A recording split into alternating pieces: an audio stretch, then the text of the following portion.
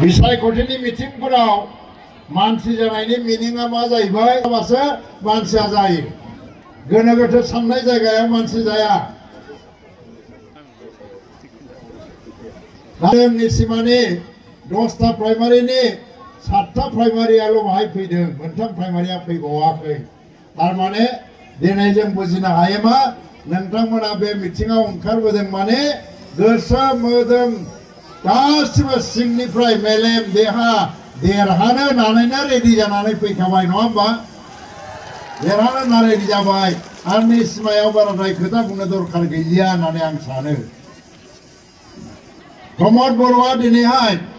मा लाबोना होफैदों दिनैलाय गबिन्द बसुमतारी मोना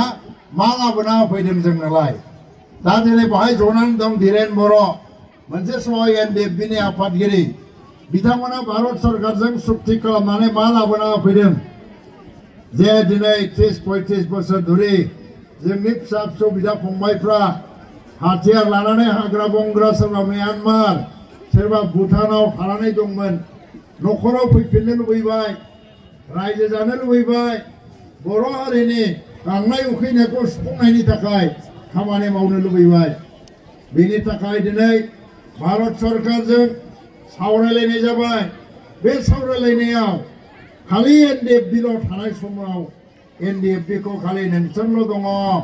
बर' माहारिनि गुबुन गुबुन आफादफ्रा नोंसोरजों गभर्नमेन्टनि दिनाव बड'फा सुपार 50 मिशन खालामनानै गरिब न'खरनि मेधाबि मेलेम गोनां फरायसाफोरखौ बिना मुलिया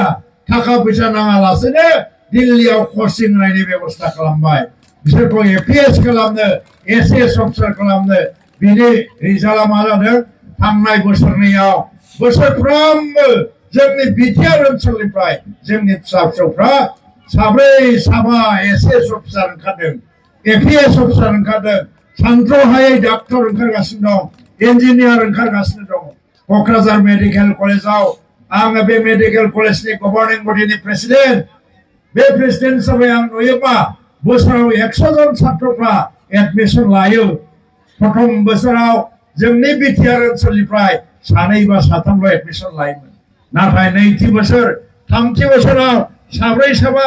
6-7 जन बारायलांगासिनो सारा आसामाव गोबां मेडिकेल कलेजाव दिनै बिटिआर ओनसोलनिफ्रायबो गोबां डाक्टर इन्जिनियार फरायनो हमदों बे सोरनि थाखाय जाखो मोनसे मोजां आसनि कचिं सेन्टार बेंकआव साख्रि मावनो थाखाय कचिं रेलआव साख्रि मावनो थाखाय कचिं इन्जिनियार डाक्टर जानो थाखाय कचिं बेखौ बिना मुलिया प्रमद बर' सरकारा खालामना होनायनि थाखाय जोंनि मेधाबि छात्र छात्रीफ्रा दिनैहाय डाक्टर जानो मोनबाय एसएस जानो मोनबाय एपिएस अफिसार जानो मोनबाय बे मोजां खामानि नंगौना नङा बे मोजां खामानिब्ला मोजां खामानिखौ मावबाय थानांगौना मावबाय थानाङा आरो मावबाय थानांगौबा सोरबादिया मावगोन जायनि मेलेमाव बे साननाया दङ जाय बेखौ मावनो सानो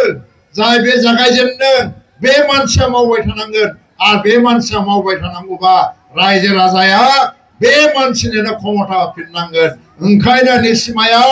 इउपिपिएलनि केन्डिडेट फेरेंगा बा रनजित बसुमतारीखौ नोंथांमोना हाजार हाजार भटआव देरहासार खालामहरनांगोन आरो बे जाखाबायबो दिनै नुबाय आङो স্বাধীনতার ৭৮ বছর কোনবা মসজিদত কোনবা সরকারে পয়সা দিছিল কোনবা কেতিয়াবা মসজিদত পয়সা পাইছিল মসজিদ বনোৱাৰ নামত 1 পয়সাও দিয়া নাছিল কোনো সরকার প্রমদ বড় সরকার মসজিদ নির্মাণের কারণেও 2 লাখ টাকাকৈ মসজিদ বিলাকত পয়সা দিছে আজি বঙালী বিলাকৰ দুর্গা মন্দির লক্ষ্মী মন্দির কালী মন্দির এইবিলাকৰ 2 লাখ টকা দিছে আজি খ্ৰীষ্টান গীৰ্জাসকল এই গীৰ্জাবিলাকতো কোনো সরকারে পয়সা দিয়া নাছিল আগত কোনো সরকারানে গীৰ্জাफ्रावबो পয়সা হোৱামান নাগামা মহিলাৰিয়ে 17 বছৰ শাসন কৰি পেলাই মাত্ৰ 9000 পৰিয়ালক মাটি পাট্টা দিছিল প্ৰমদ বড়োৱে 4.5 বছৰ শাসন কৰাৰ পিছতে কিমান জনক মাটি দিলে 3,35,000 परियालक आज माटी पाट्टा दिसे हाग्रायाव थानाय रायजो राजाफोरनो हानि पाट्टा होबाय बेसेबांनो होदों हा पाट्टाखौलाय हाग्रा ओनसोलाव थानाय परियालफोरनो गासै 70,000 परियालनो हा पाट्टा होबाय आरो बिदिनो सोरबा रेभिनिउ गामियाव थायो बिफानि नामै थानाय हाया फिसाफोरनि नामाव ट्रेन्सफार जायाखैमोन बेखौबो ट्रेन्सफार खालामना होबाय बेसेबां 40,000 प्राय 1 लाखनिबो बारा हाग्रा ओनसोल आरो रेभिनिउ गामियाव हा सेटेलमेन्ट होबाय बेनि अनगायैबो खासा हा एबा बिजिआर पिजिआरफ्राव परियालफोरनो हा पाट्टा होनाय प्राय 3,35,000 मानसिफ्रा दिनै हा पाट्टा मोननो हमदों दिनै ग्रुपनि नामाव 75,000 थाखा होनायनि बिटिआर सरकारा मोनसे आसनि लादों बेनिनो 25,000 खौ अलरेडि होबाय जायफ्रा मोनबाय जायफ्रा मोनाखै एबार जुदि प्रमोद बर'आ हारसिङैनो गभर्नमेन्ट दानो इउपिपिएल हारसिङैनो जुदि प्रमोद बर'नि गभर्नमेन्ट दानो हायो मोनै जेसेबां सेल्फ हेल्प ग्रुप दङ बिसोरनोबो रां अनसुंथाइखौ होजोबनाय जागोन दिनै आसाम गभर्नमेन्टआ